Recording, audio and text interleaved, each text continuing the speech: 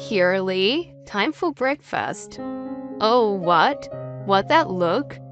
That's enough for the wounded, right? Daughters-in-law that don't work are like pigs, right?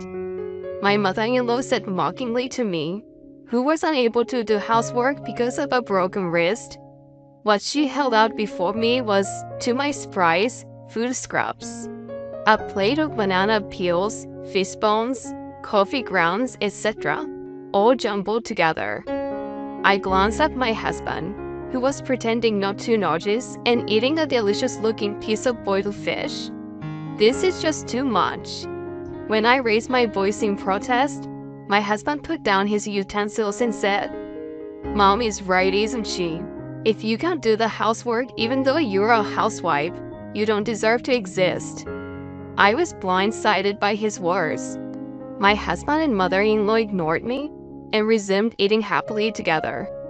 I felt miserable, and at the same time, a thought occurred to me. My name is Lee, and I will be 40 years old this year. I'm a stay-at-home mom. I used to live with my husband Ben and our son, who is in 6th grade, in a rented apartment. Currently, we live with my mother-in-law at their house. When we first got married, we lived separately from my parents-in-law in close proximity. But when my father-in-law passed away last year, we started living together. This was Ben's suggestion. My mother-in-law is still very active and does not need nursing care. However, Ben thought it would be lonely to live alone in a big house, so he decided to move in with her. I didn't feel particularly bad about moving in with her. We used to go back and forth a lot before we moved in together. And since her house is in the same school district, I was in favor of moving in with her. And my parents' house is far away, but my brother and his wife live with them there, so there was no problem. Finally, we started living together. My mother-in-law was very supportive of the housework and shared it with me. My son seemed to like my mother-in-law, and I often saw them playing together. To be honest, I was relieved. I was still anxious. I wondered if we would be able to get along even though we were family. That's what I thought. However, when I opened the door, life together was going well. I was glad I took Ben's suggestion. I thought so. But it was 3 months after we started living together that I first felt a sense of discomfort. "Mom, I'm sorry. I'm cooking today, so can I ask you to do the laundry?" I asked in my usual tone. "I'm not feeling well today. I will leave it to you." With that, my mother-in-law plopped down on the sofa and started watching a variety show. I guess there are days like that. I did as I was told and did all the chores. However, the next day and the day after that, my mother-in-law did not do any housework. In the beginning, she would say, "I have to go out now." She gave various reasons, such as "I'm busy with my things," but gradually, that stopped and she began to take it out on me for no reason at all. I thought it was a little strange at this point, but I did not protest strongly. Up to this point, I had been doing all the housework for 3 people by myself. Although, the addition of my mother-in-law had increased the number of household chores for 4. I did not consider it a particularly heavy burden. But I was naive. She took advantage of the fact that I didn't say anything to her, and she gradually showed her true colors. "Lee, I told you to wash all my shoes, didn't I? I also told you to go sell my old clothes. And I asked you to send out my summer greeting cards to all my friends. Why didn't you finish them at all?" "Oh, I'm sorry. Yesterday and today, we had the parents' meeting of my son's baseball team." When I replied, my mother-in-law glared at me and became angry. "Don't make excuses, just do it now.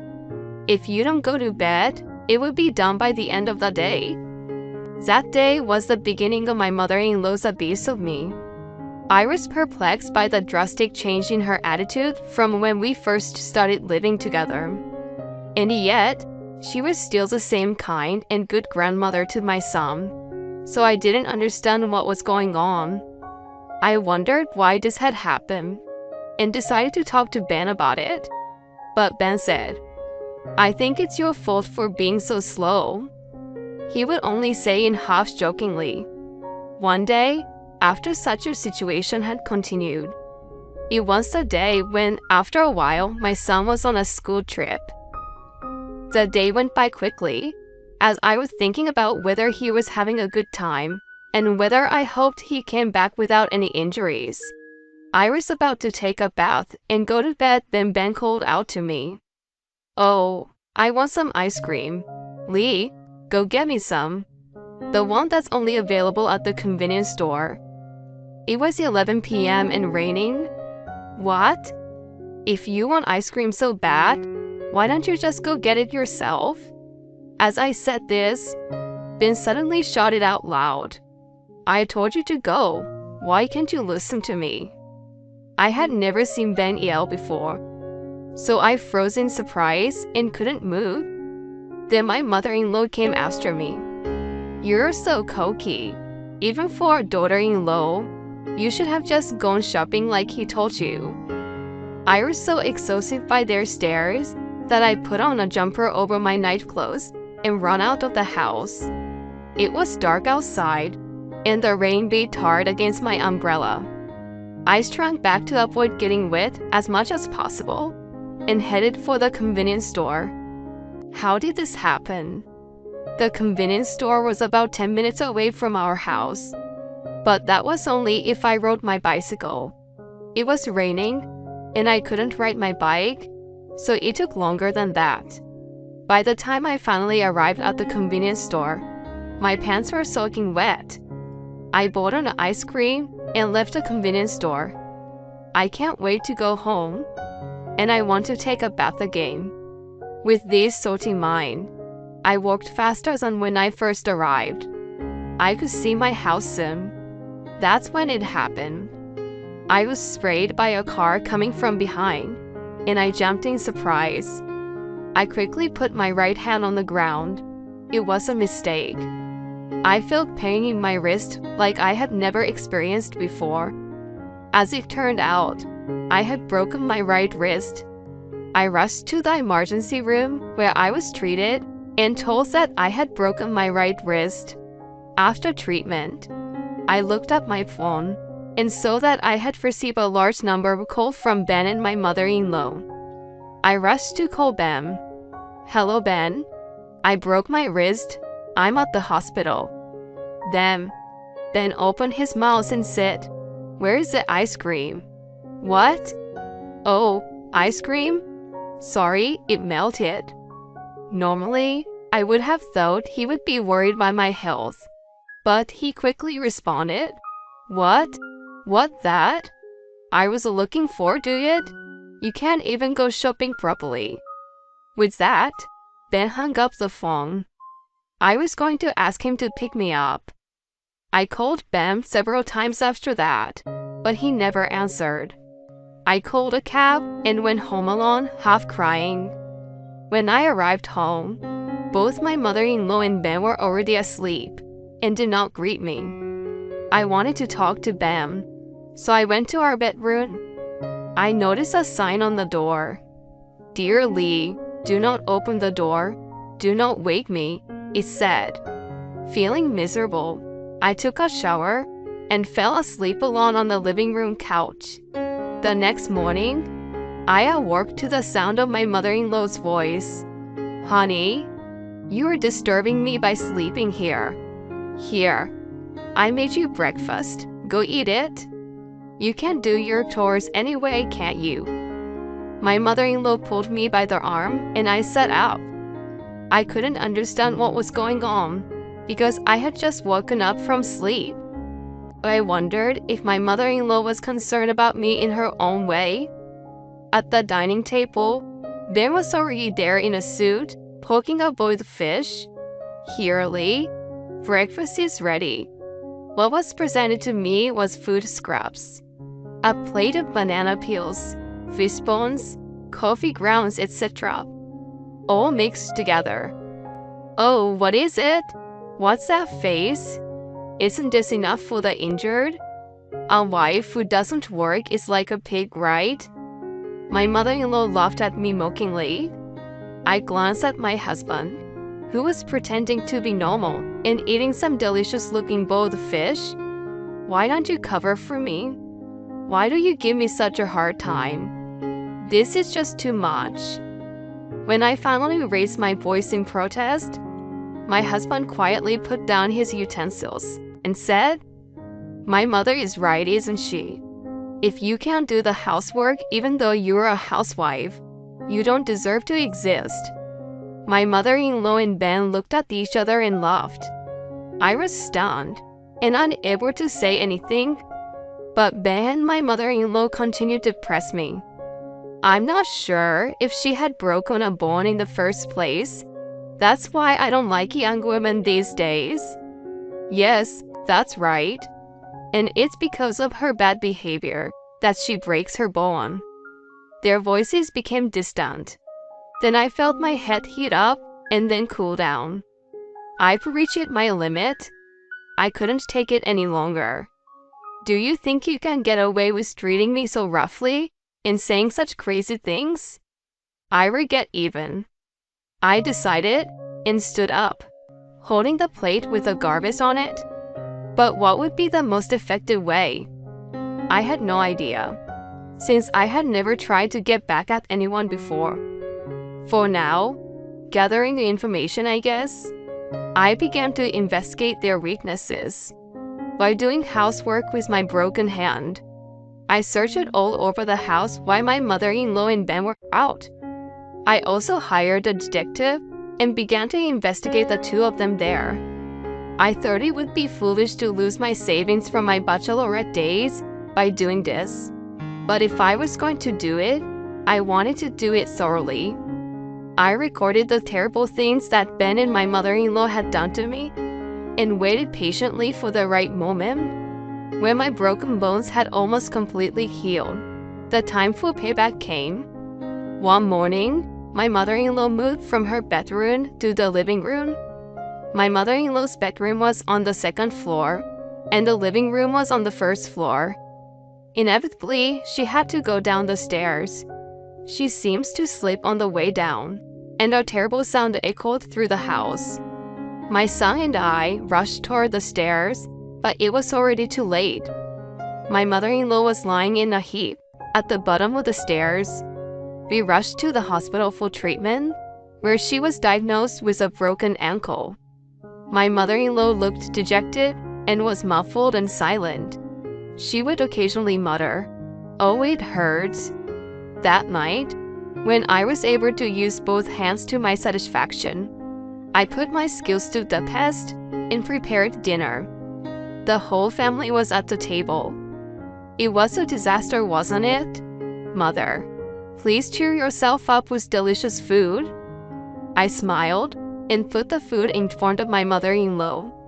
My mother-in-law's face turned pale, clearly upset.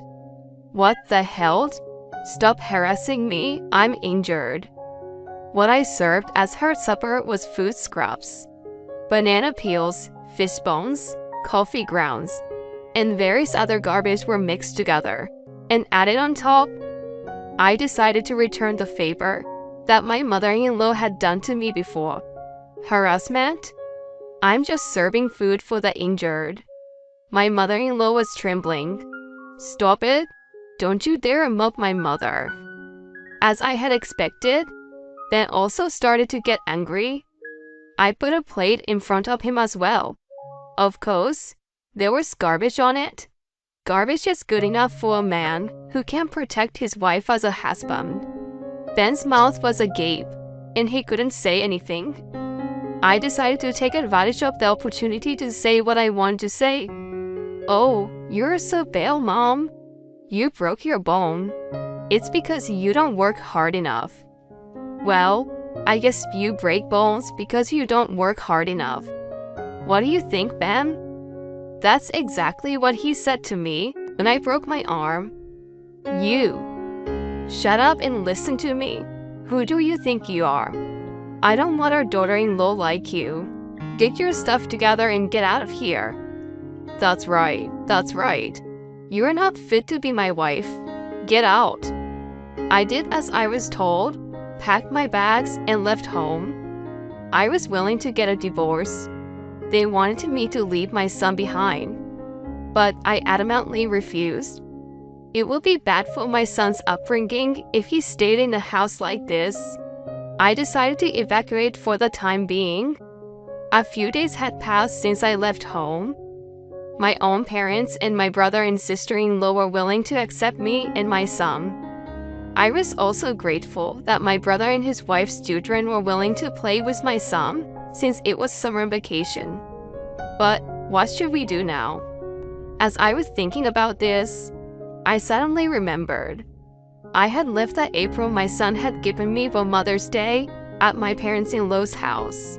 I could give up the other things, but not that one. I left my son with my parents and returned to my parents-in-law's house alone. It was a good opportunity to talk about the future. With this in mind, I drove to my in-laws' house. It took about an hour and a half on the highway. I arrived at my parents-in-law's house. I tried to stop the car, but another car had already been parked there. It was a car I had never seen before. Wondering, I decided to return to my in-laws' house after parking the car at a nearby toll parking lot. The front door was unlocked, so I quietly opened the door and went inside. There I found a pair of shoes belonging to a woman I did not realize. I wondered if a friend of my mother-in-law's was visiting. If so, I might not be able to have a deep conversation with her. I decided to just collect the apron and go home. With this in mind, I headed for the living room. When I opened the door, I saw my mother-in-law and Ben in the living room. Ahead of them, I saw a young woman wearing my precious apron and hurriedly cooking. When they noticed me, they all stood up and rattled their dishes in a panic. I, on the other hand, was extremely calm. You are Ben's mistress, aren't you? I know who you are. When I said this, the woman looked so surprised that she jumped up and said, "How do you know?" Yes, I knew Ben was cheating on me. I wanted to know why Ben, who had been so kind to me until then, had suddenly become so harsh. So I asked a detective agency to investigate, and there it was, the evidence of an affair. As I had expected, the timing of Ben's sudden cold shoulder coincided with the start of the affair. My mother-in-law probably asked or persuaded Ben to do it. She wanted him to be cold to me in order to get rid of me. It was a despicable way to go about it. I showed them the evidence I had saved on my phone one by one. Then all three of them turned very pale. And Ben, for example, looked as if he was about to fall over. Ben must have realized that there was no excuse. He suddenly came up to me and took my hand. "I'm sorry, Lee, but you're the only one for me. You like me too, don't you? Well, I guess divorce is not an option. Let's just call it a double blowout. No alimony or anything, okay?" I stared coldly at Ben, who was trying to flirt with me, and shook his hand away. "What? I don't even like you a little bit. In fact, I hate you. I will make sure you pay alimony and child support, and her too, of course. You'd better be ready for that, mother." When I said that, my mother-in-law tried to come over to me in a panic. However, because of her broken bones, her leg became entangled and she fell down. She also seemed to have hit somewhere hard and was thrashing around on the floor. I don't know what she's doing. As I looked down at my mother-in-law, Ben's mistress finally came out of the kitchen and bowed to me. "I'm sorry." Then asked me out, and I just couldn't say no. "I'm sorry, so please forgive me." The woman wiggled around in my precious apron. "She is a nasty woman." I see. If you really want me to forgive you, get down on your knees and apologize. Then I can think about whether to make you pay alimony," I told her in a cold voice. The woman made a disgruntled voice, saying, "What?" But Ben forced her to get down on her knees, and he got down on his knees next to her. "I'm sorry." Ben looked up, his face expectant. I stared at him for a few seconds. "Well, I've thought about it. I'm not going to forgive you. Just make sure you have alimony and child support ready." With her mouth agape, I took off the apron from her. Then I left my parents-in-law's house, leaving everyone in a daze. A month later, Ben and I were officially divorced. Of course, I had to file for alimony and child support, which was to be paid in a lump sum soon, with a lawyer in between. But I had plenty of evidence of cheating and harassment, so everything went smoothly. Ben, however, was having a hard time giving up on his son. He tried to appeal to his son himself to choose him, but it didn't work. Even though his son was in elementary school, he seems to sense an unpleasant atmosphere from Ben and my mother-in-law, and he told him that he wanted to stay with me. He still gets their occasional unsolicited message on his cell phone, but he completely ignores them. Ben and his mistress were having an affair within the same workplace, to my surprise, and they have been many misses since then. According to what I heard, the affair between Ben and the woman had spread throughout the company, and as a result, both had to resign from their jobs. Ben temporarily moved into the woman's place, but since he was unemployed and they both paid alimony to me, they were left living in poverty. The woman, who couldn't stand it any longer, ran off with another man, so they seems to have broken up. Ben returned to his mother's house, but his mother and Ben blame each other for the incident. In a sense, they're like mother and son. They will have to live a lonely life together. They deserve it. Meanwhile, I have started living with my son with the support of my family. I felt sorry for my son to be transferred from the school he had attended for 6 years, so I rented an apartment in the school district where we had lived until this point, just for a few months until graduation. Recently, he has been able to settle down and get back to a more peaceful life. The other day, I went to an amusement park with my son for the first time in a long time, and he said to me, "Mom, I will protect you from now on."